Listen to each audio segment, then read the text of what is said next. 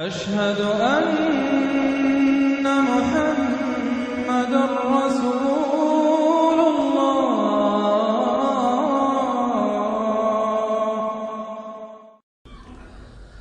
أما بعد فأعوذ بالله من الشيطان الرجيم. بسم الله الرحمن الرحيم. الحمد لله رب العالمين الرحمن الرحيم مالك يوم الدين إياك نعبد وإياك نستعين اهدنا الصراط المستقيم صراط الذين أنعمت عليهم غير المغضوب عليهم ولا الضالين آمين. رب اشرح لي صدري ويسر لي أمري واحلل عقدة من لساني يفقهوا قولي. اللهم ربنا ألهمنا رشدنا وأعذنا من شرور أنفسنا. اللهم أرنا الحق حقا وارزقنا اتباعه وأرنا الباطل باطلا وارزقنا اجتنابه. اللهم ربنا يسر لنا أمورنا كلها وأتمم لنا بالخير وتقبل منا فإنك خير المتقبلين آمین یا رب العالمین. معزز حاضرین اور محترم خواتین، ہم اللہ کے نام سے اس سال کی نماز تراویح کے ساتھ دورہ ترجمہ قرآن کا آغاز کر رہے ہیں۔ اس سے پہلے میں عرض کر چکا ہوں کہ اب میری عمر بھی کافی ہو چکی ہے، قمری حساب سے 68 برس مکمل ہو چکے ہیں، اور مختلف قسم کے عوارض بھی مجھے لاحق ہیں، اور بہت سے احباب نے اور رفقاء نے مشورہ دیا تھا کہ میں اتنا بڑا بوجھ اپنے ذمے نہ لوں، لیکن میں نے خالصتاً توکلاً علی اللہ اس کی ہمت کی، اس کا ارادہ کیا، اس کے لیے اہتمام بھی خصوصاً ہوا ہے۔ مجھے اندازہ ہے کہ اب میرے خیالات کی جو رو ہے وہ اب اتنی تیز نہیں ہے جتنی کبھی ہوا کرتی تھی۔ کراس ریفرنسز بھی جو ہیں قرآن حکیم کے وہ اتنے مستحضر نہیں ہیں جتنے کبھی ہوتے تھے، بلکہ واقعہ یہ ہے کہ میری زبان بھی بعض اوقات لڑکھڑاتی ہے، اس لیے کہ مجھے جو ادویات استعمال کرنی پڑتی ہیں ان کا اعصاب پر بھی اثر ہوتا ہے، اور جو ہمارے اعضائے رئیسہ ہیں ان پر بھی اثر ہوتا ہے۔ بہرحال ان سب کے علی الرغم اللہ کا نام لے کر آغاز کر رہے ہیں۔ میری انتہائی نگارش یہی ہے، تیرے نام سے ابتدا کر رہا ہوں۔ ابھی میں نے سورہ فاتحہ کی تلاوت کی اور آپ نے سماعت فرمائی۔ یہ سورہ مبارکہ مصحف کے اعتبار سے تو پہلی سورت ہے ہی، سب کو معلوم ہے، لیکن یہ بھی نوٹ کر لیجئے کہ یہ نزول کے اعتبار سے بھی سب سے پہلی مکمل سورت جو حضور پر نازل ہوئی وہ یہی ہے۔ اس سے قبل متفرق آیات نازل ہوئیں، 5 آیتیں سورہ علق کے آغاز میں، کچھ آیتیں سورہ قلم یا سورہ نون کے آغاز میں، کچھ آیتیں سورہ مزمل کی ابتدا کی، کچھ آیتیں سورہ مدثر کے آغاز کی۔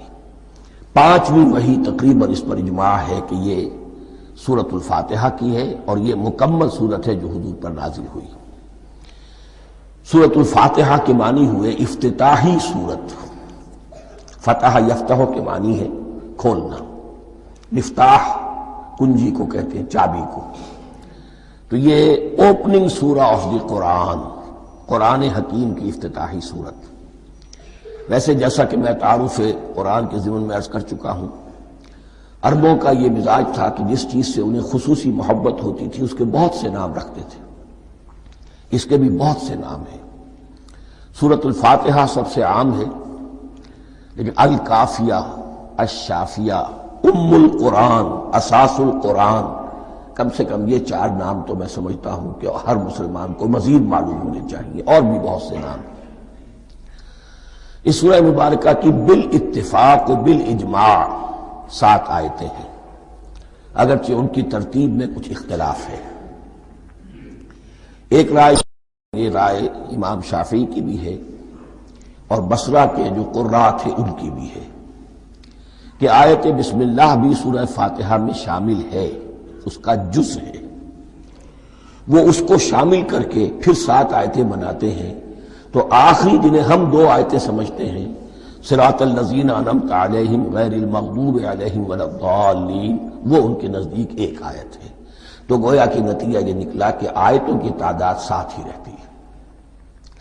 امام ابو حنیفہ رحمۃ اللہ علیہ کا موقف اور کوفے کے جو قراء تھے ان کا بھی موقف یہ ہے کہ آیت بسم اللہ نہ سورہ فاتحہ کا جز ہے نہ کسی اور سورت کا جز ہے، سوائے ایک مقام پر جہاں حضرت سلیمان علیہ السلام کا خط جو ہے نقل ہوا ہے، جنہوں نے ملکہ سبا کو لکھا تھا انہ من سلیمان و انہ بسم اللہ الرحمن الرحیم، تو قرآن کے متن میں صرف اسی جگہ پر یہ آیت شامل سمجھتے ہیں، باقی یہ صرف علامت کے طور پر کہ یہاں سے ایک نئی سورت شروع ہو رہی ہے درج کی گئی ہے۔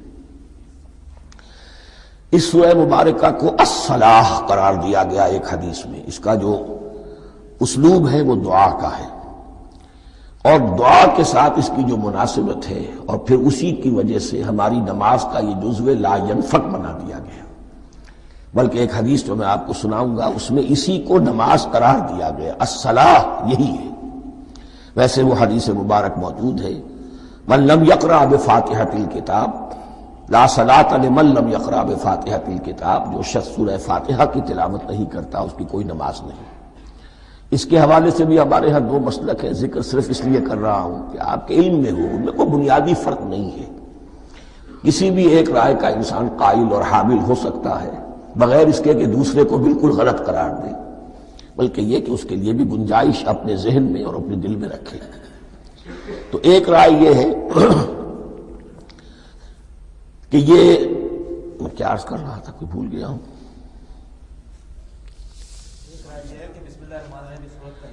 جی، اور دوسری آیت یہ ہے کہ اس کا حصہ نہیں ہے، اسی اعتبار سے یہ کہ یہ سورہ مبارکہ نماز میں پڑھی جانی ضروری ہے، لا صلاۃ لمن لم یقرأ بفاتحۃ الکتاب۔ البتہ یہ اختلاف ہے، یہ بات جو میں ذکر کر رہا تھا جو ذہن سے نکل گئی، کہ آیا مقتدی جو ہے امام کے پیچھے کھڑا ہو کر جب نماز پڑھ رہا ہو تو کیا اس صورت میں بھی اس کے لیے لازم ہے کہ سورہ فاتحہ پڑھے؟ اس میں 2 رائے ہو گئی، بلکہ 3۔ ایک رائے انتہائی ہے اور وہ فقہ حنفی کی طرف منسوب ہے کہ اگر آپ امام کے پیچھے مقتدی کی حیثیت سے نماز پڑھ رہے تو کسی بھی رکعت میں آپ سورہ فاتحہ نہیں پڑھیں گے۔ ایک دوسری بالکل برعکس رائے ہے، وہ امام شافعی رحمۃ اللہ علیہ کی ہے کہ ہر حالت میں چاہے امام جہری رکعت پڑھا رہا ہو جس میں وہ بلند آواز سے سورہ فاتحہ پڑھ رہا ہو اور چاہے وہ سری رکعت ہو، ہر حالت میں مقتدی کو بھی پڑھنی ہے۔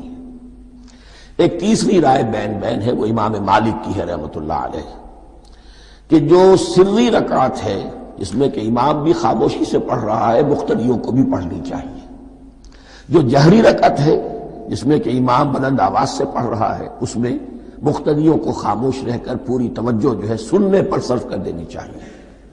اذا قرئ القرآن فاستمعوا له وانصتوا، جب قرآن پڑھا جا رہا ہو تو پوری توجہ اس کے پڑھنے پر مرکوز کر دو اور خود خاموش رہو۔ میرے اپنی رائے میں یہ تیسری رائے سب سے زیادہ صائب ہے اور اس میں کسی طرح کی بھی کوئی پیچیدگی پیدا نہیں ہوتی۔ بہرحال اس سورہ مبارکہ کا جو اسلوب ہے میں نے عرض کیا دعائیہ ہے، البتہ قرآن مجید کے علم اور حکمت کے اعتبار سے، اس کے فلسفے کے اعتبار سے ایک بات سمجھ لینی چاہیے۔ قرآن کا فلسفہ یہ ہے کہ بنیادی ہدایت ہر انسان کے دل میں موجود ہے، بالقوہ، پوٹینشلی۔ یہ جو قرآن مجید یا اللہ کی کتابیں نازل ہوتی ہیں یہ انہیں ایکٹیویٹ کرتی ہیں، وہ اندر کی جو ڈورمنٹ کانشسنس ہے، خوابیدہ شعور جو ہے اسے بیدار کر کے اور پھر یہ کہ اسے اجاگر کرتی ہیں۔ ہر سلیم الفطرت انسان اور سلیم العقل انسان، 2 سلامتی شرط ہیں۔ سلیم الفطرت، نیچر پرورٹڈ نہ ہو، فطرت مسخ نہ ہو گئی ہو، عقل سلیم ہو، ان دونوں چیزوں کا نتیجہ یہ نکلتا ہے کہ وہ انسان از خود بغیر کسی وحی کی رہنمائی کے بغیر کسی نبی کی تعلیم کے سے استفادہ کیے ہوئے از خود بھی کچھ حقائق تک پہنچ جاتا ہے. اور وہ حقائق کیا ہے؟ نمبر ایک یہ کہ اس کائنات کا ایک خالق ہے اور وہ ایک ہے، اور وہ تمام صفات کمال سے متصف ہے. نمبر دو یہ کہ انسان کی زندگی صرف یہ زندگی نہیں ہے، بلکہ ایک اور زندگی ہے کہ جس میں اس زندگی کے اعمال کے نتائج برآمد ہوں گے. یہ دو باتیں، اس کی زیادہ وضاحت کے ساتھ جو ہے اس کا تذکرہ آئے گا سورہ لقمان میں، جہاں حضرت لقمان کی شخصیت کا تذکرہ ہے. لیکن یہاں صرف یہ بات سمجھ لیجئے کہ قرآن کا فلسفہ یہ ہے کہ ہر انسان میں، ہر فرد نوع بشر میں جو اپنی ولادت کے وقت مسلم ہوتا ہے. حضور کی حدیث ہے کل مولود یولد علی الفطرہ ابواہ یحودانہ او ینصرانہ او یمجسانہ. ہر بچہ نوع انسانی کا فطرت اسلام پر پیدا ہوتا ہے، وہ فطرت کے اندر وہ ہدایت ودیت ہے. اب اگر وہ فطرت بس نہیں ہوئی اور عقل جو ہے وہ صحیح رخ پر کام کر رہی ہے تو ان دو حقائق تک وہ انسان خود پہنچ جائے گا. لیکن ان دونوں حقائق تک پہنچنے کے بعد اب وہ دست بستہ دعا کرے گا کہ اے رب اب مزید ہدایت تو مجھے عطا فرما. ایک تو یہ کہ میں کیا کروں کیا نہ کروں، میری عقل اس میں ٹھوکر کھا سکتی ہے. میں کسی اچھی چیز کو بری سمجھ سکتا ہوں، کسی بری کو اچھی سمجھ سکتا ہوں. تو مجھے صحیح راستہ، صحیح راہ ہدایت پر چلا. یہ دعا ہے جو انسان کرتا ہے جبکہ وہ ایمان باللہ اور ایمان بالآخرہ تک خود پہنچ چکا ہوتا ہے، اور یہ سمجھتا ہے کہ صحیح زندگی کا رخ یہی ہے کہ جس رب کو میں نے پہچانا ہے کہ وہ اس کائنات کا خالق ہے اور مالک ہے اور رب ہے، میں اس کی بندگی کروں، اس کی اطاعت کروں، اس کا حکم مانوں، اس کے راستے پر چلوں. لیکن وہ راستہ کون سا ہے؟ اس کے لیے پھر دست بدعا ہوتا ہے کہ پروردگار تو میری رہنمائی فرما. یہ مقام ہے کہ جہاں آپ سمجھ لیجئے اپنے آپ کو بھی آج اس جگہ پر تصور کرتے ہوئے پھر اس سورہ مبارکہ کو پڑھیے کہ آپ اس مقام پر اللہ کے فضل و کرم سے پہنچ چکے ہیں کہ اللہ کو آپ نے پہچان لیا اور اس کی توحید کو جان لیا، اس کی جملہ صفات کمال سے آپ واقف ہو گئے. آپ یہ بھی جان گئے کہ بڑھ کر اس کے حضور میں حاضر ہونا ہے اور وہ حساب کتاب لے گا. پھر آپ نے یہ عہد بھی کر لیا کہ اب زندگی گزارنی ہے اس رب کی بندگی میں، اسی کی فرما برداری میں. اب یہاں کھڑے ہو کر آپ پوچھتے ہیں کہ اللہ مجھے وہ تفصیلی ہدایت عطا فرما. ایسا نہ ہو کہ کبھی میں کسی راستے پر چلتا ہوا کسی پگڈنڈی پر مڑ جاؤں اور وہ تھوڑی سی جو ڈیویشن ہو میرے راستے کی وہ میری عاقبت کو برباد کر دے. یک لحظہ غافل گشتم و صد سال راہم دور شد. اس لیے کہ ہوتا یہی ہے سیدھے راستے سے ذرا سی کوئی پگڈنڈی جو ہے تھوڑے سے اینگل پر نکلی ہے، لیکن جب چلتے جائیں گے آپ تو جتنے آگے بڑھیں گے اس پر، اس راہ صراط مستقیم سے آپ اتنے ہی زیادہ دور ہوتے چلے جائیں گے. یہ ہے قرآن مجید کی حکمت اور فلسفے کے اعتبار سے اس سورہ مبارکہ کا مقام. اب آئیے ہم بسم اللہ کرتے ہیں. بسم اللہ الرحمن الرحیم. شروع کرتا ہوں میں اللہ کے نام سے جو رحمان اور رحیم ہے. اس پر کچھ گفتگو ہو چکی ہے تعارف قرآن کے ضمن میں کہ رحمان اور رحیم دو نام ہیں کہ جو رحمت کے مادے سے نکلتے ہیں. رحمان میں اللہ تعالیٰ کی رحمت کا جوش، ہیجانی کیفیت، طوفانی کیفیت، اور رحیم میں اللہ تعالیٰ کی رحمت کا دوام اور تسلسل. یہ دونوں کیفیات اللہ کی رحمت میں بیک وقت موجود ہیں جس کا ہم تصور نہیں کر سکتے. ہم سمندر کو دیکھتے ہیں متلاطم سمندر ہے، اس میں ہیجان ہے، طوفان ہے. دریا کو دیکھتے ہیں کہ وہ سکون کے ساتھ چل رہا ہے، خاموشی سے چل رہا ہے، بہہ رہا ہے، بس تسلسل کے ساتھ بہہ رہا ہے. ہم ان دونوں کیفیات کو علیحدہ علیحدہ دیکھتے ہیں تو ہمارا ذہن ان دونوں کو بیک وقت اس کا تصور نہیں کر سکتا، تخیل ممکن نہیں. لیکن اللہ کی رحمت کی یہ دونوں شانیں مستقلاً ہر وقت موجود ہیں بیک وقت. اسی لیے ان دونوں کے درمیان کہیں حرف عطف نہیں آئے گا. بسم اللہ الرحمن الرحیم. الحمدللہ رب العالمین. کل حمد، اور حمد کو ذہن میں رکھ لیجئے، حمد مساوی ہے تعریف جمع شکر. عام طور پر ترجموں میں ایک لفظ لایا جاتا ہے، کل تعریف اللہ کے لیے، یہ کافی نہیں ہے. تعریف آپ کسی شے کی کر سکتے ہیں جس میں کوئی حسن ہے، خوبی ہے، کسی بھی اعتبار سے، خواہ آپ کو اس کے حسن و خوبی سے کوئی فائدہ حاصل نہیں ہو رہا۔ ایک پھول ہے، بہت خوبصورت ہے، بس ٹھیک ہے، خوبصورت ہے، آپ نے کہا، تعریف کر دی۔ شکر کرتے ہیں آپ اس شے کا جس سے آپ کو کوئی فائدہ پہنچا ہو، استفادہ ہوا ہو، آپ کی کوئی ضرورت پوری ہوئی ہو، آپ کی کوئی مشکل دفع ہوئی ہو۔ اور آپ دیکھیں گے کہ حمد میں یہ شکر کا پہلو غالب ہے۔ جتنی بھی دعائیں ہیں حضور سے منقول، شکر کے مقام پر وہاں حمد آتا ہے۔ بھوک لگی ہوئی تھی، کھانا کھایا، الحمدللہ الذی اطعمنی وسقانی۔ اب یہاں دیکھیے ترجمہ تعریف نہیں، شکر ہے اس اللہ کا جس نے مجھے کھلایا اور پلایا۔ آپ بیت الخلاء سے باہر آئے، نجاستیں آپ سے دور ہو گئیں، طبیعت میں انشراح ہوا، الحمدللہ الذی اذھب عنی الاذی وعافانی۔ وہ شکر ہے اس اللہ کا جس نے اذیت بخش چیزیں مجھ سے دور کر دیں اور مجھے عافیت بخشی۔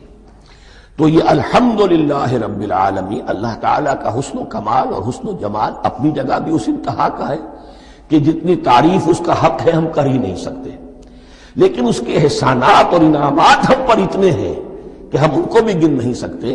لہذا ایک ہی احساء ہم نے کر دیا الف لام کے ساتھ، الحمدللہ رب العالمین۔ تمام تعریفیں اور کل شکر اللہ کے لیے ہیں کہ جو تمام جہانوں کا پروردگار ہے، رب ہے، مالک ہے۔ رب میں ایک مفہوم ہوتا ہے ربوبیت کا، اور اس میں مفہوم شامل ہوتا ہے تربیت کا، ربیانی صغیرا۔ تو مالک ہونا اور تربیت دینا، آپ جس شے کے مالک ہوں گے آپ چاہیں گے اس میں بڑھوتری ہو، اس میں اضافہ ہو، وہ نشو و نما پائے۔ تو یہ دونوں چیزیں آپس میں ایک دوسرے کا جڑی ہوئی ہیں، پروردگار بھی اور مالک بھی۔ عام طور پر عربی میں رب کا لفظ مالک کے لیے آتا ہے، رب البیت، رب الدار، رب المال۔ تو مالک وہاں پر ظاہر بات ہے کہ اس سے مراد کیا ہے، مال والا، گھر والا، گھر کا مالک۔ تو کل شکر اور کل تعریف اس اللہ کے لیے ہے جو تمام جہانوں کا مالک بھی ہے اور پروردگار بھی ہے۔ الرحمن الرحیم، رحمان ہے اور رحیم ہے۔ اب دوبارہ اس کی میں وضاحت نہیں کروں گا۔ مالک یوم الدین، یوم دین کا مختار مطلق ہے۔ دین عربی زبان میں کہتے ہیں بدلے کو، دناہم کما دانو کما تدینو تو دانو، یہ کہاوت ہے۔ جیسے اردو میں ہم کہتے ہیں جیسا کرو گے ویسا بھرو گے، کما تدینو تو دانو، تو یہ ہے بدلہ۔ اس کا بنیادی مفہوم جو ہے وہ بدلہ ہے۔ تو بدلے کا ایک دن ہے جس دن فیصلہ ہوگا کہ کون کیا کما کر لایا ہے اور اسے کیا بدلہ ملنا چاہیے۔ آیا اس کا برائیوں کا پلڑا بھاری ہے کہ اسے سزا ملنی چاہیے، یا اس کی حسنات اور نیکیوں کا پلڑا بھاری ہے کہ اسے جزا ملنی چاہیے، اس کا انعام اور اکرام کے ساتھ معاملہ کیا جانا چاہیے۔ وہ ایک دن ہے، اسے ہم یوم القیامہ کہتے ہیں۔ اور لیکن اصل بات جو یہاں کہی گئی، یعنی ایک جملے میں تین باتوں کا اعتراف ہو رہا ہے۔ بعث بعد الموت، ایک دن آئے گا کہ ہم مرنے کے بعد تمام انسان اٹھا لیے جائیں گے، پھر حساب و کتاب، پھر اللہ کے ہاں حاضری ہوگی اور حساب کتاب ہوگا۔ اور تیسرے یہ کہ اس حساب کتاب کے دن کا مختار مطلق اللہ ہے، یعنی کسی اور کو اپنے ذہن میں سہارا بنا کر آپ زندگی گزاریں کہ وہ مجھے چھڑا لے گا، یا وہ ہستی جو ہے اتنی زوردار ہے کہ وہ مجھے بچا لے گی، اس سے اپنے دل کو، اپنے ذہن کو بالکل پاک کر لیجئے۔ مالک یوم الدین، ایک دوسری جگہ پر قرآن میں آیا ہے، اس روز کوئی پکارنے والا پکارے گا، لمن الملک اليوم للہ الواحد القہار، آج کے دن کس کا اختیار مطلق ہے؟ اور پھر کہا جائے گا اللہ کے لیے، الواحد قہار، جو پوری طرح چھایا ہوا ہے، بس تولی ہے۔ تو مالک یوم الدین، جو جزا و سزا کے دن کا مالک ہے۔ اب یہاں سے کلام ایک رخ بدل رہا ہے۔ ابھی تک تو یہ غائبانہ انداز میں کلام ہو رہا ہے، اللہ سے خطاب نہیں آیا اس میں ابھی۔ الحمدللہ رب العالمین الرحمن الرحیم مالک یوم الدین۔ اب خطاب ہے، ایاک نعبد و ایاک نستعین، ہم صرف تیری ہی بندگی کرتے ہیں اور کریں گے، اور ہم صرف تجھ ہی سے مدد مانگتے ہیں اور مانگیں گے۔ یہ ترجمہ میں کیوں کر رہا ہوں کہ یہ فعل مضارع ہے۔ عربی زبان میں فعل مضارع حال اور مستقبل دونوں کو کور کرتا ہے۔ کا جو ہے مفعول فاعلی جو ہے، مفعول جو ہے اس میں ضمیر مفعولی، اسے پہلے لا کر حشر کا مضمون پیدا ہو گیا۔ ہم تیری بندگی کرتے ہیں نہیں، ہم تیری ہی بندگی کرتے ہیں اور کریں گے۔ حال میں ترجمہ کیجئے تو یہ اظہار حال ہے، اور مستقبل میں ترجمہ کیجئے تو یہ ایک عہد ہے، قول و قرار ہے، بہت بڑا معاہدہ ہے۔ وَإِيَّاكَ نَسْتَعِينُ، اور صرف تجھ ہی سے مدد مانگتے ہیں اور مانگیں گے۔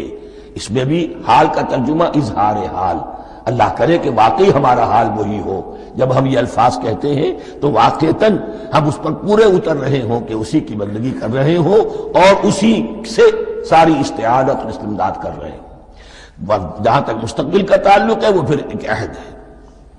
اہدنا الصراط المستقیم، یہ مقام وہ آ گیا کہ یہاں تک تو اے پروردگار ہم پہنچ گئے، تیرے فضل سے، تیرے کرم سے۔ فطرت سلیمہ بھی تیری عطا کردہ تھی، عقل سلیم بھی تیری ودیعت کردہ تھی، ان دونوں کی روشنی سے ہم یہاں تک تو پہنچ گئے۔ اب ہماری جو ضرورت ہے، احتیاج ہے، وہ کیا ہے؟ اہدنا الصراط المستقیم، ہدایت بخش ہمیں سیدھے راستے کی۔ یہاں دو باتیں سمجھ لیجئے۔ انفرادی سطح پر انسان کے لیے نہ معلوم کتنے مرحلے آتے ہیں ہر روز کہ جس میں وہ ایک ٹھٹک کر کھڑا ہو جاتا ہے، یہ کروں یا یہ کروں۔ دو آلٹرنیٹو سامنے آ رہے ہیں، فیصلہ کرنا مشکل ہو رہا ہے، قدم قدم پر ہدایت کی ضرورت ہے۔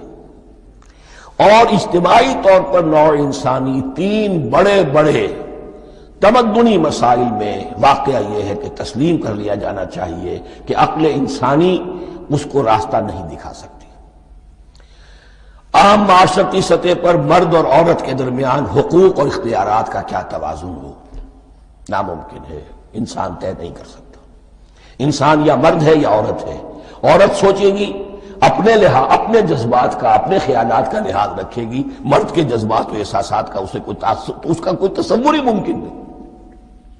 مرد سوچے گا اسے اپنے احساسات معلوم ہے، لیکن یہ کہ عورت کے احساسات سے وہ نابلد ہے، ان کو محسوس کر ہی نہیں سکتا۔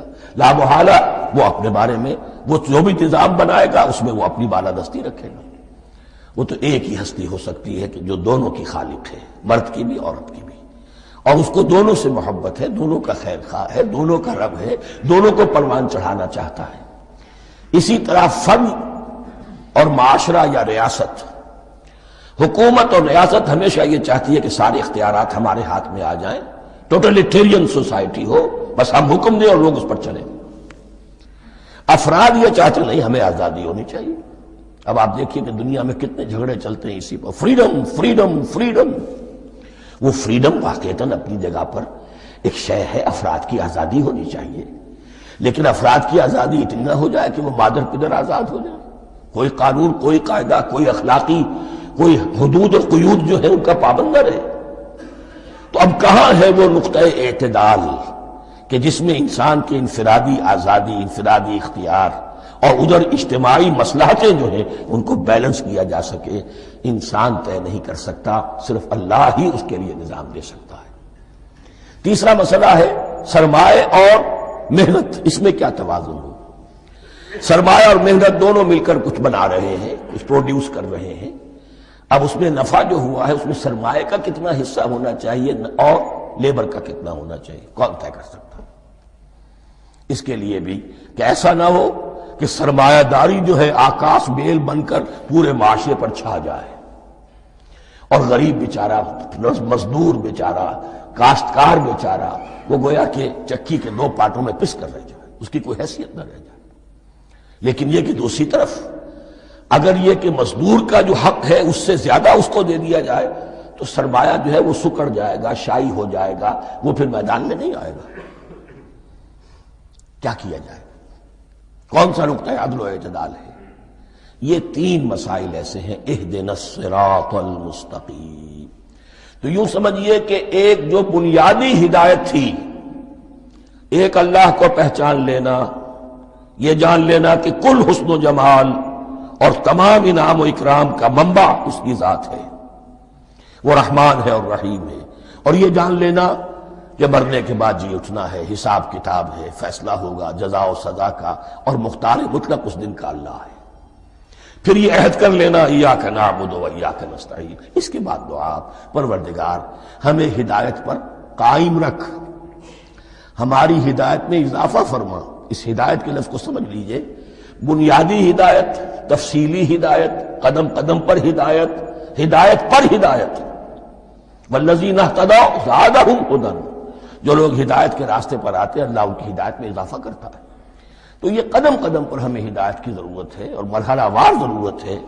ہدایت اس کو بھی کہتے ہیں کہ کسی نے آپ سے کوئی پتہ پوچھا، آپ نے کہا ادھر جانا، پھر دوسری گلی میں مڑنا، پھر جانا 2-3 لائٹیں چلے جانا، پھر مڑنا وغیرہ وغیرہ، یہ بھی ہدایت ہے.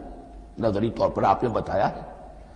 ایک ہدایت یہ ہوئی کہ بھائی میں چلتا ہوں آپ کے ساتھ، میں آپ کو وہاں تک پہنچا دوں گا تاکہ آپ کو دقت نہ ہو، آپ نے منزل تک پہنچا دیا. ان دونوں کے درمیان، یہ تو میں نے ایک فرد کی مثال دی ہے، اللہ اور بندے کے درمیان نہ معلوم کتنے مراحل ہیں ہدایت کے. تو کسی وقت بھی انسان اپنے آپ کو ہدایت خداوندی سے مستغنا نہیں سمجھ سکتا، اور نہیں تو پروردگار جو ہدایت دی ہے اس پر ہدایت پر قائم رکھ. کیا پتہ شیطان کا کوئی حملہ، کیا پتہ ہمارے نفس کی کوئی شرارت کسی ایسے رخ پر ہمیں ڈال دے کہ اب تک کی ساری کمائی بھی ضائع ہو جائے. لہذا یہ نہ سمجھیے کہ جب یہ ساری چیزیں ان کو معلوم تھی، ان چیزوں کا تو اقرار کر رہے تو اب ہدایت کون سی مانگ رہے ہیں. تو ہدایت کا تو بڑا میدان کھلا ہوا ہے، اور اس ہدایت کی وہ جو میں نے آخری شکل آپ کو بتائی ہے کہ منزل مقصود تک پہنچا دے، یہ ہدایت بھی قرآن مجید میں اس معنی میں بھی لفظ آیا ہے کہ اہل جنت جب جنت میں داخل ہوں گے تو جو ترانہ حمد ان کی زبان پر اس وقت ہوگا وہ کیا ہے؟ الحمدللہ الذی ہدانا لہذا وما کنا لنہتدی لولا ان ہدانا اللہ.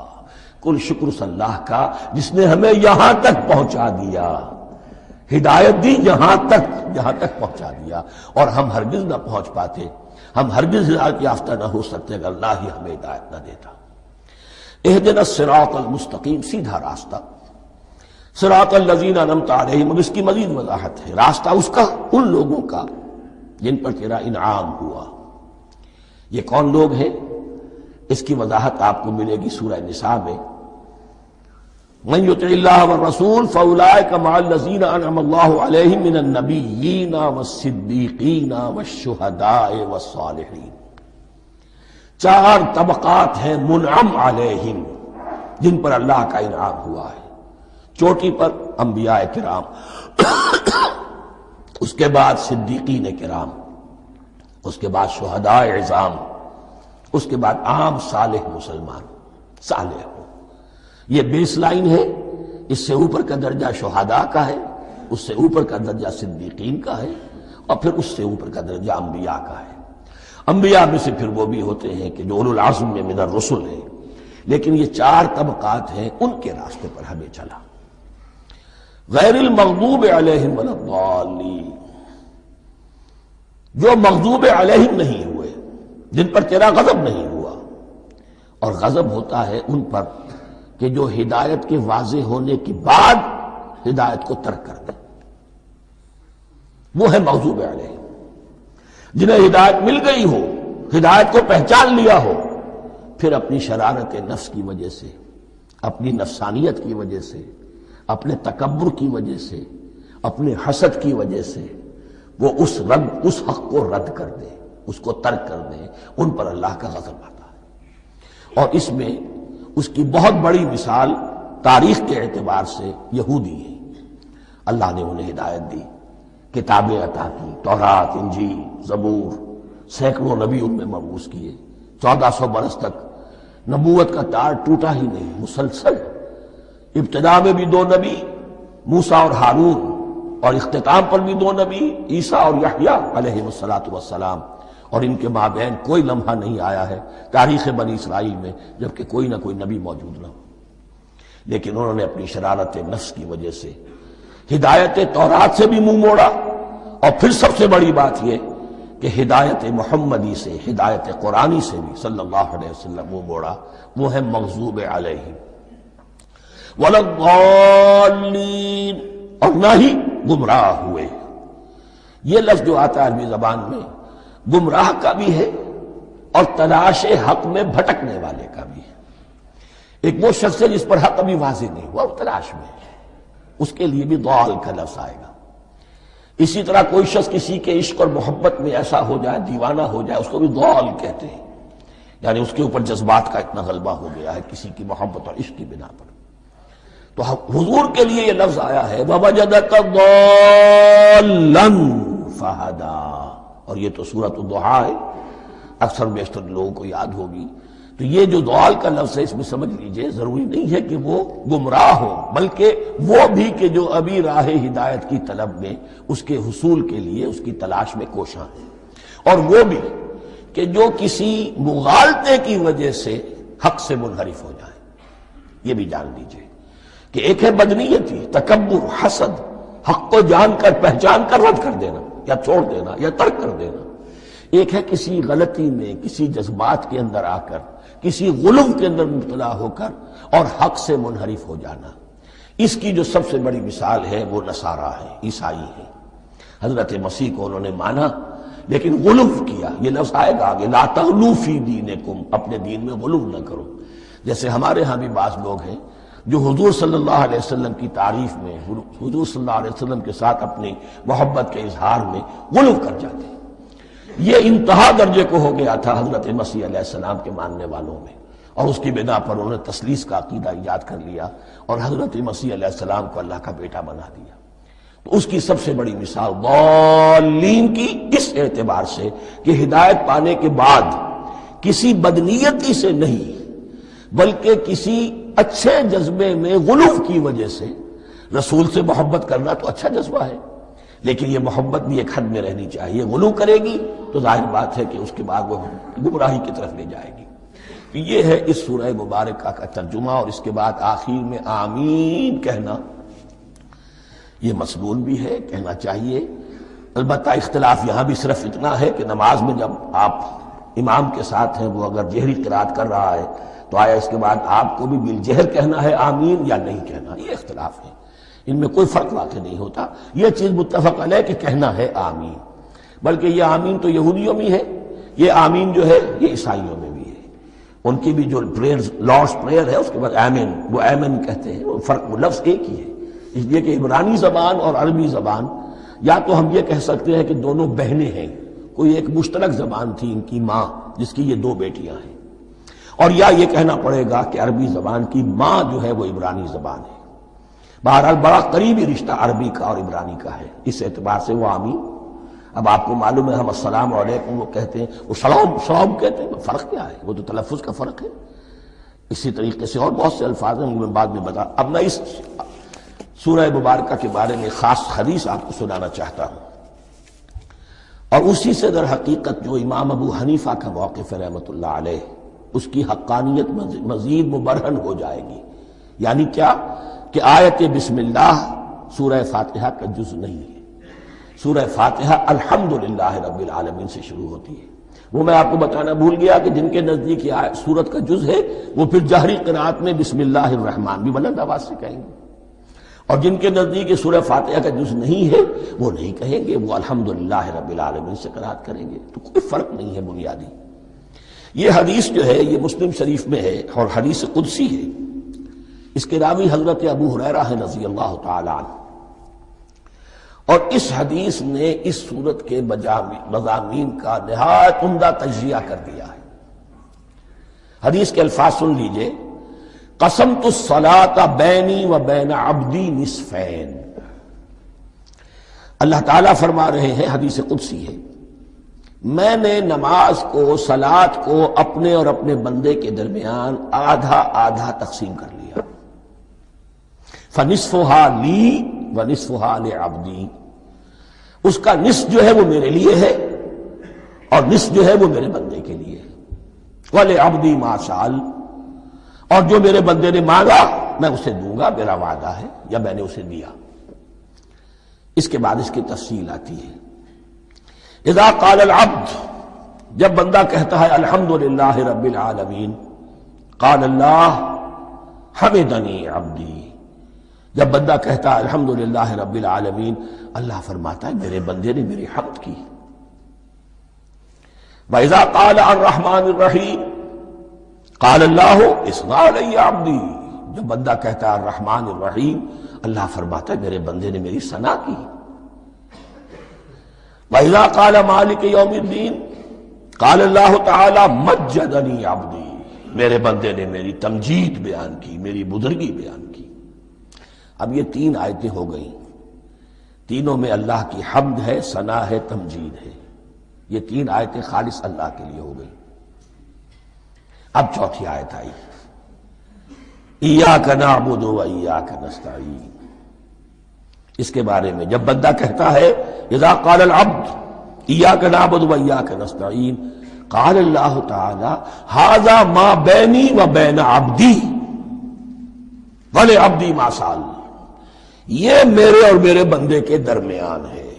یہ تو یوں سمجھیے کہ یہ گرا لگ گئی ہے میرے اور میرے بندے کے مابین.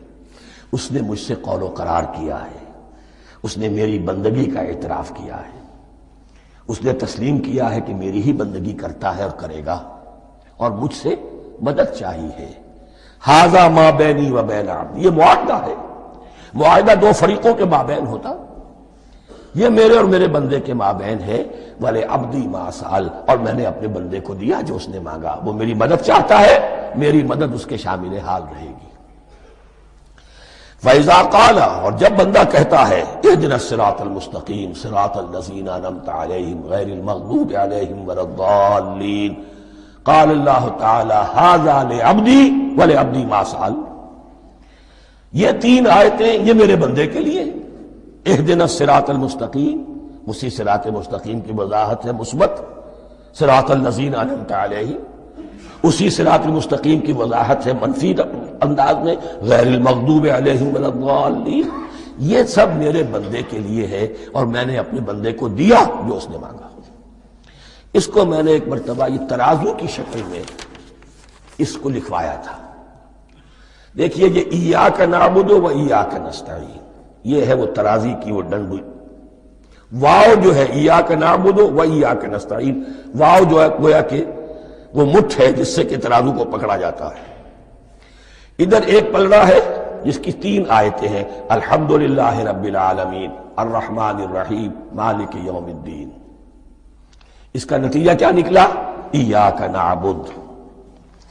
آپ نے شاید یہ سنا بھی ہو، ایک بہت ہی عمدہ قرات کا جو ریکارڈ ہے قاری عبدالباسط عبدالصمد کا، وہ یہیں سے چل کر سورہ فاتحہ کی قرات کر کے ایاک نعبد پر آ کر رکتا ہے. الحمدللہ رب العالمین الرحمن الرحیم مالک یوم الدین ایاک نعبد. گویا کہ یہاں یہ صورت بالکل ہاف ہو گئی ہے. 3 آیتوں میں اللہ کی حمد ہے، ثنا ہے، تمجید ہے، جس کا نتیجہ ہم تیری ہی بندگی کرتے ہیں، تیری ہی اطاعت کریں گے. لیکن اب اس کے بعد سوال ایاک نستعین، اسی کی جو استعانت کیا درکار ہے ہمیں؟ ہدایت. ہدایت سب سے بڑی استعانت ہے، ہدایت ہی تو سب سے بڑی مدد ہے. اهدنا الصراط المستقیم صراط الذین انعمت علیہم غیر المغضوب علیہم ولا الضالین. یہ ایاک نستعین کے حکم کے ساتھ یہ 3 آیتیں آ گئیں. اهدنا الصراط المستقیم صراط الذین انعمت علیہم غیر المغضوب علیہم ولا الضالین. قسمت الصلاة بینی و بین عبدی نصفین فنصفها لی ونصفها لعبدی ولعبدی ما سأل. اللہ تعالیٰ اس سورہ فاتحہ کا جو اصل مفہوم ہے وہ بھی ہمارے ذہنوں پر، ہمارے شعور کی سطح پر اسے اجاگر کیے رکھے. ہمیں توفیق دے کہ جب بھی پڑھیں، جب بھی سنیں تو وہ کیفیت اگر ہو جائے. اس لیے کہ ایک حدیث ہے کہ الصلاۃ معراج المومنین، نماز تو اہل ایمان کے حق میں معراج کے درجے میں ہے. اس حوالے سے ہم یہ سمجھ سکتے ہیں کہ کوئی وقت ایسا آ سکتا ہے کہ انسان کو واقعتاً، روح انسانی واقعتاً اللہ کے یہ جواب سنے. انہونی بات نہیں ہے. ہوتا ہے خطاب آخر، اٹھتا ہے حجاب آخر، کرتے ہیں خطاب آخر. یہ تو ہوتا ہے. مخاطبہ الہی، یہ تو میں نے عرض کیا کہ ثابت ہے. مخاطبہ، محادث اور تحدیث، اللہ بندوں سے کلام کرتا ہے.